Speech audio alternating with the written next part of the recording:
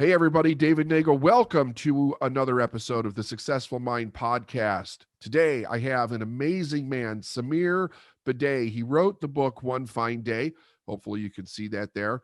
You want to make sure you get this book and check it out. We're gonna talk a little bit about that and Samir's journey. This man has an absolutely incredible journey. Talk about overcoming issues that happen in a person's life. Major serious challenges. This guy is the absolute master at it. Samir, welcome to the show. Well, thanks, David, for having me. I'm truly honored that I'm on. Thank you. My pleasure. My pleasure. Samir, why don't you talk to us about your journey a little bit? What happened a few years back? And walk us through that, because it was extraordinarily significant. Talk about a challenge in someone's life. Sure, I'll do that. And before I do that, David, I'll just give a quick 10-second overview of background information on me. Sure. I was born in India and I grew up in Mumbai. And I moved to the United States 30 years ago, first as an international student.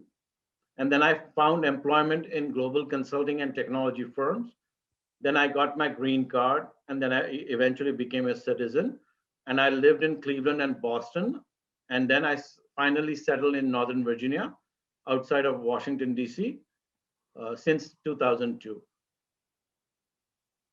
So that's my quick background. And so, things were chugging along fine the way I look at it, till that fateful day of January 2017. I had a very massive and a very rare stroke, a genetic form of stroke, which led to a brain hemorrhage. I was 47 and with a young family. I had two brain surgeries. I spent 30 days in a coma, and I have been rehabbing ever since. So I was completely, bedridden. Then I moved to a wheelchair, then on a walker, and now I'm on a cane. I still have issues with balance, dizziness, and headache. Okay. The way I look at it is I'm breathing and I'm still alive and I'm here to tell my story. When this first That was my, happened, that when you, was my first major, life-altering event almost 4 years ago, Jan 31st, 2017. And then because of the stroke, in 2018, I had to stop working. And this was after working nonstop for 24 years. I had to stop working. And then in 2018, I had another personal crisis. I went through a divorce. So these three things, the stroke, the stopping work and getting divorced, my entire life came crashing down. I felt like a rug had been pulled out from under me. But I was, totally grateful and thankful that I had survived, right? yeah, And I wanted to give back to society. That is to help others going through any adversity or any major life changes. I wanted my stories, experiences, and lessons learned from my journey to help others. So I wanted to share as much as possible with others. So I decided to pen my memoir, One Fine Day, and it's my sincere hope that it will provide some information, comfort, and inspiration to others. So you may be wondering, right, with this condition, how was I supposed to write, right? Now I couldn't, sit in front of a computer for more than 10 minutes at a stretch. I could only use one hand for typing. Plus, I was not a professional writer. okay. But my calling was so strong that I wanted to help others, and I found a way. I found a ghostwriter back in the U.S. in Pittsburgh, and we collaborated on writing this book. So I would send some notes and some initial thoughts about the chapter. Then he will draft a little bit of the chapter. Then I'll add, delete to it, and then send it back to him, and he'll fine tune it further, and so on and so forth. So that way, we wrote 11 chapters in 1 year. And what that allowed me to do, David, was not focus too much on the computer. I was able to work on my computer at a 10-minute stretch. So this allowed me to do that. So I call myself an accidental author. I had never ever imagined that I will be writing a book, but I had to do this. That my calling was very, very strong, to share my experiences with others. So that's my story in a nutshell. Wow. So let's go back for a second. When this first happened, when the stroke happened, you said you were in a coma for 30 days. Is that correct? What did you think when you came out of that coma? What did they tell you? Right. So, the first 30 days, I have no recollection whatsoever, barring a few things which I remember in the ICU, and I've mentioned those in the book. But first 30 days, I had no recollection. My consciousness, I regained my consciousness only when they shifted me to a rehab hospital after 30 days. So as soon as I woke up, my ex-wife and the doctors told me what had happened, and I just couldn't believe it. I was totally in denial, because here I was going like 100 miles an hour before my stroke, Yeah. and now things had come to a screeching halt. I was barely maybe 10 miles or maybe 20 miles. So it was very hard for me to comprehend what the heck was going on. So the second chapter in my book, I have titled as "Why Me?" because these thoughts hounded me. Why is this happening to me? Why is this happening to my family? And these thoughts hounded me for at least 6 to 8 months after the stroke, and I slowly started to accept the reality. But waking up to this reality was definitely very tough, and no matter what information I was provided by my ex-wife and my doctors, I just could not believe it. Accepting it was a big challenge. So when in those days when you were saying, "Why did this happen to me?" What was your mind telling you at that point? Right. So I was constantly under this mode of, why me? Why is this happening to me? Yeah. My mind kept telling me that you must have done something wrong, or you may have done something which that's why you're paying for this. And I was just totally pissed at the injustice of it all. So my mind kept telling me that this is it was hard for my mind to accept the reality, but my mind also kept telling me that I will be okay and I'll go back to work in about 1 or 2 months. So that's where my mind was, that I'll be okay and I'll go back to work in 1 or 2 months. And this is, you're talking about March of 2017. I'm To date, I've not gone back to work. I'm on long-term disability. Gotcha. Is it normal for a person to go through that denial and then like a self-blame cycle when something when a tragedy like this happens in their life? Yeah, I think so. I think each one of us, we are humans, right? So each one of us, have we go through this, and it depends on the individual, right? Right. A Sure. lot of people have intense feelings about this. They get depressed, they get sad, and so on and so forth. A lot of people have these kind of feelings, but they plow through and try to make the best out of the situation and move on. So I fell in the latter on category. So I was definitely sad about the things happening to me, but I was not depressed.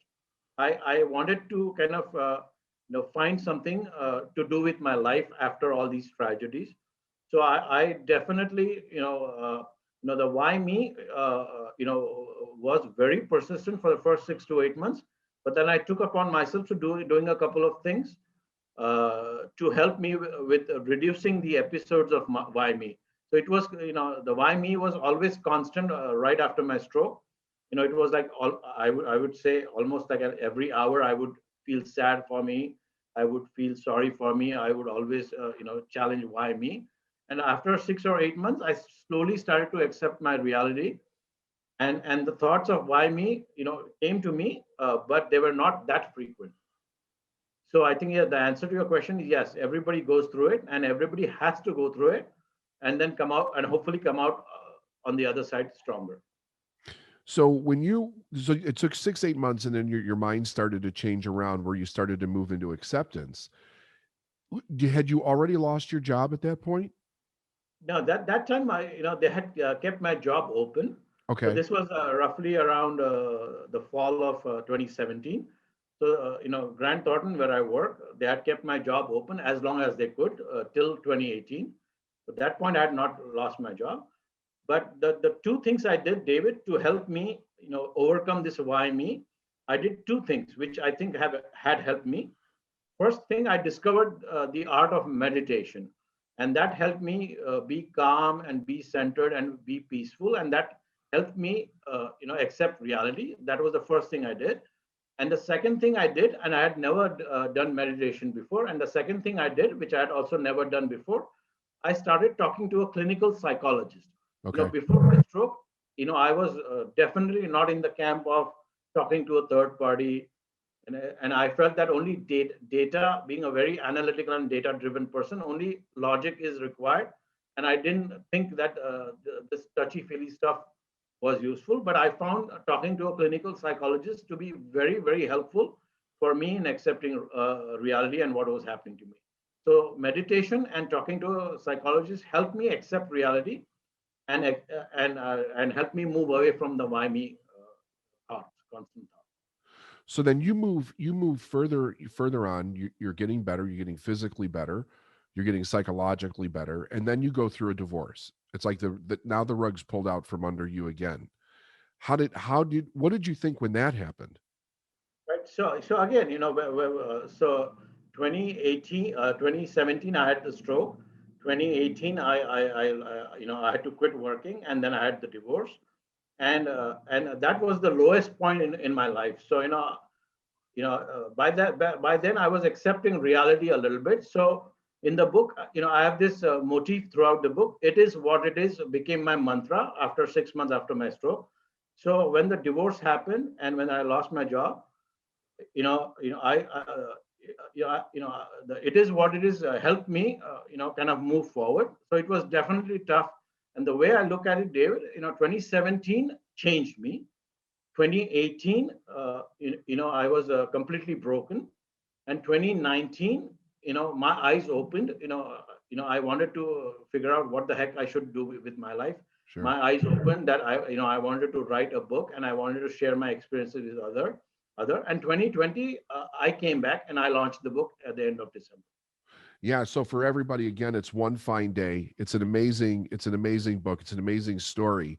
There's just so many lessons in here. Like I've got all kinds of notes in this book. It's just absolutely astounding. So did the book dawn on you quickly? Like, because basically you're looking for some purpose at this point. How did you get to the idea that you wanted to write a book? Right, right. So, 2017 and early part of 2018, definitely, there was no thought about the book. But I would say mid 2018, as I was trying to stabilize myself and as I tried to accept the reality, I had to find something to carry on with my life. So the first idea of the book came mid 2018, is that I should do something and I should do something and share my messages. So the thought came to my mind that writing a book will be the best way to do it. So till that point, I had never thought I would write a book. And did you find the writing the book cathartic? Did it also help you process through what you had experienced? Absolutely.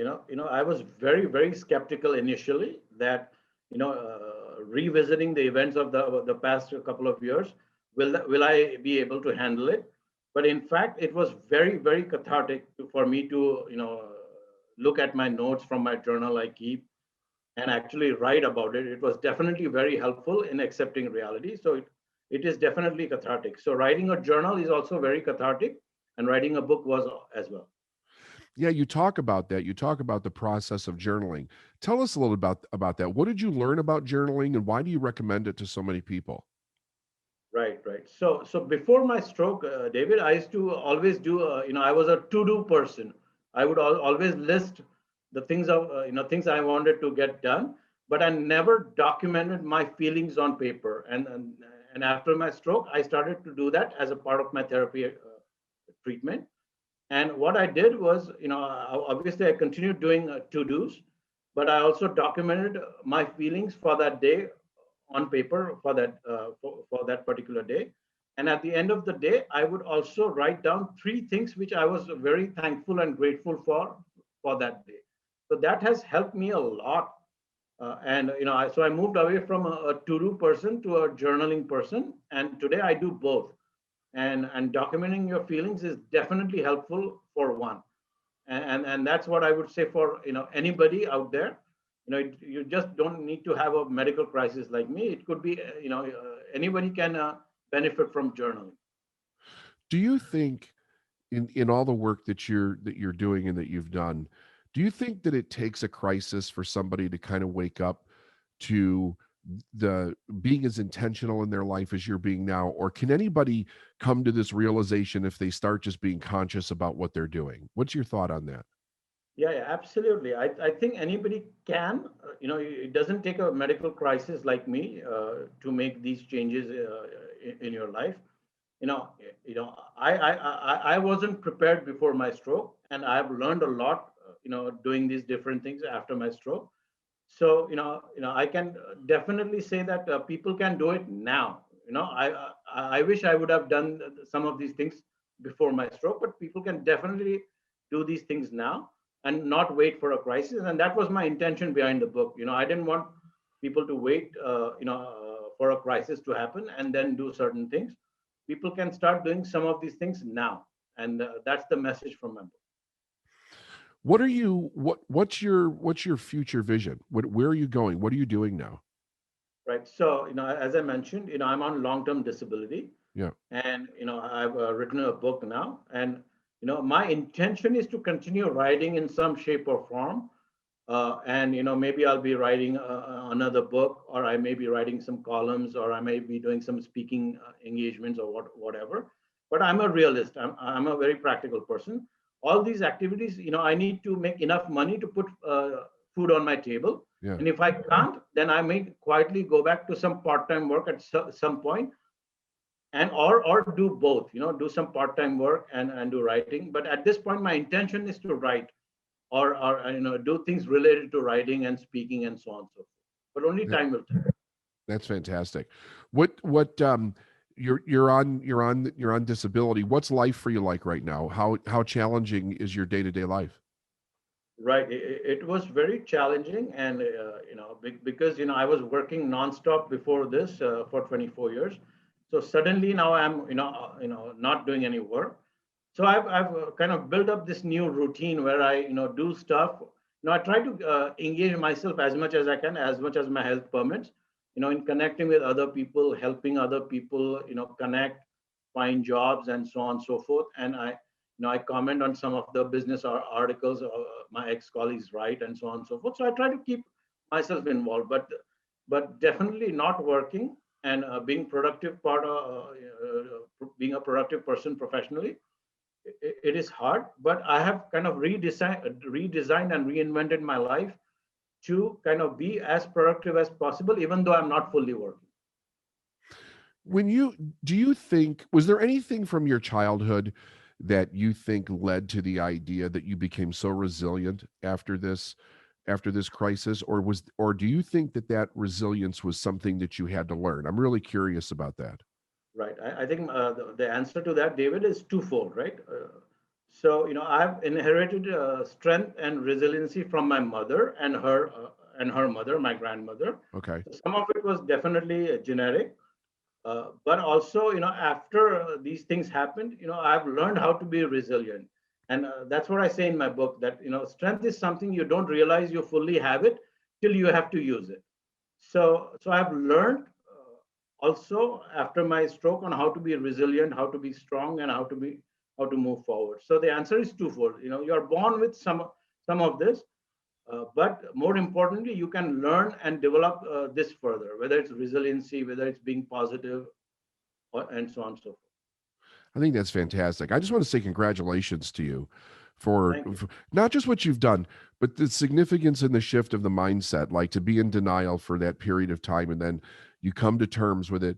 You start to seek out help for yourself. You're learning new things. Like you said, you're a very practical person. You didn't think emotions played into your healing that much. It was like, let's logically look at what has to be done, which is a great thing. But then the healing process shows up and you actually moved into it when so many people don't do that. They find themselves coping in some other way, which is usually not healthy to them. We all have seen that before. But I just want to say, like, I think that's amazing. Congratulations for what you've done. And you're helping so many people. You really are. Thank you. Thank you so much. You're welcome. So again, everybody, Samir Bidet, it's One Fine Day. It's a phenomenal book. Like it is just so rich in stories and practical things that we can do to not just change our life as much as enhance it. how we're doing every day and really keep a focus on what's good, what's positive, what's strong. Be sure you get the book. Is there anything else you'd like to leave us with? Is there where can they go to learn more about you? Right. So, David, they can go to my website. I've created a website. It's my first name and last name, samirbhide.com. And they will get all the information about the book and about me and so on and so forth right on the website. And they can find the book on Amazon or Barnes and Noble in the US, and it's available on different platforms all over the world. That's great. Thank you so much. Samir, thank you so much for being with us today and sharing your story and the courage to not just overcome something, but to really live your life. I really appreciate you. Thank you. Well, thanks a lot for having me. You're welcome.